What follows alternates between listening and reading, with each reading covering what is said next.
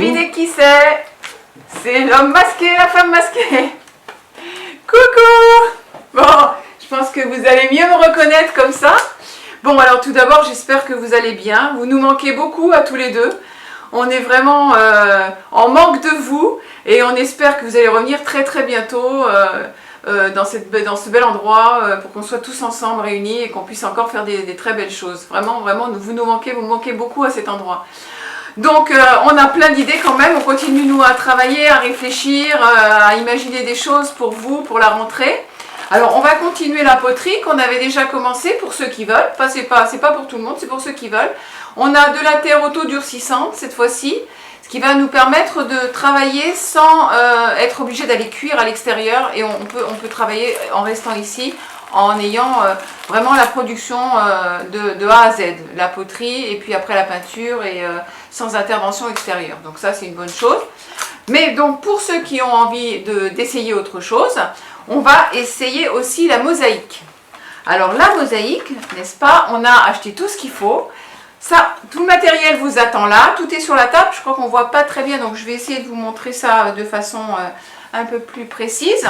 Alors, tout d'abord, on a des petits cadres, voilà, qui vont vous permettre de travailler sur des supports, de coller des petits carreaux comme vous avez peut-être fait dans vos salles de bain ou dans votre cuisine. Je sais qu'il y a des bons bricoleurs parmi vous là. Et donc simplement de coller des petits morceaux, vous voyez, de couleurs sur un dessin que vous aurez fait vous-même. J'ai trouvé des modèles, j'ai trouvé plein d'idées, donc il y aura plein de modèles sur la table et vous pourrez voilà, imaginer ou alors copier ce qui sera là. Et donc il s'agira de dessiner là-dessus et après de coller des petits morceaux de chaque couleur, enfin de toutes les couleurs. Alors il y a différentes mosaïques, il y en a qui sont un petit peu en vert un peu opaque. Sinon on a des verts un peu plus irisés, je ne sais pas si vous voyez quelque chose, mais vous voyez des verts un petit peu plus brillants, avec des reflets. On a des verts presque transparents, qui sont assez jolis, qui sont de toutes les couleurs aussi.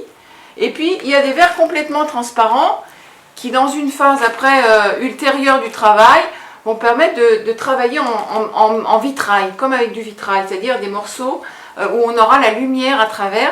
On travaillera à ce moment-là sur un support comme ça transparent et vous pourrez mettre une lampe derrière ou coller ça sur un vase déjà en verre et donc mettre une lumière à l'intérieur et on aura, voilà, et vous aurez comme ça des tableaux devant une lumière. Donc ça se pose comme une photo, vous pouvez travailler comme ça en posant le cadre ou alors s'accrocher au mur. Hein. Il y a plusieurs, voilà, tout tombe, il y a plusieurs possibilités.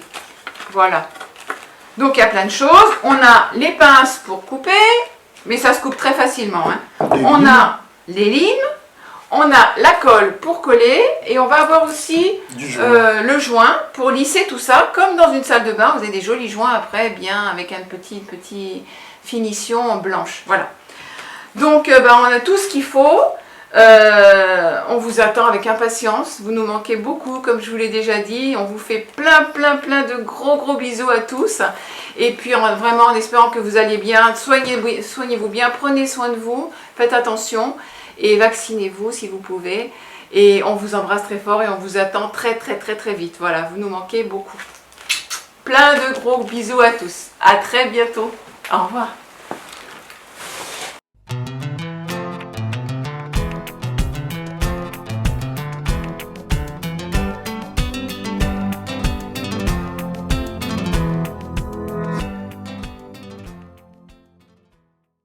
Alors bonjour, moi je vous propose une chose qui serait nouvelle, c'est-à-dire l'idée ce serait de travailler les ombres chinoises.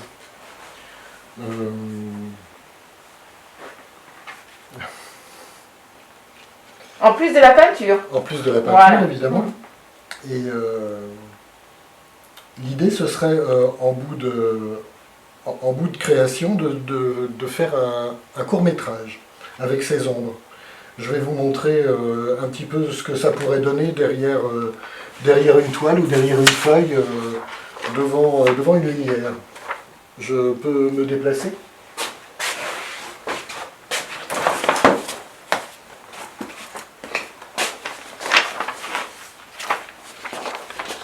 Voilà.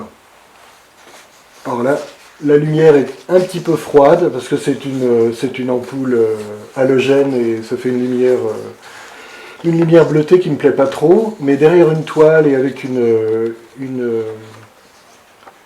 lumière adéquate, je pense que ça peut être vraiment intéressant à travailler. Voilà, je vous montre autre chose. Voilà. Et le fait d'éloigner légèrement le sujet du support donne vraiment des choses intéressantes et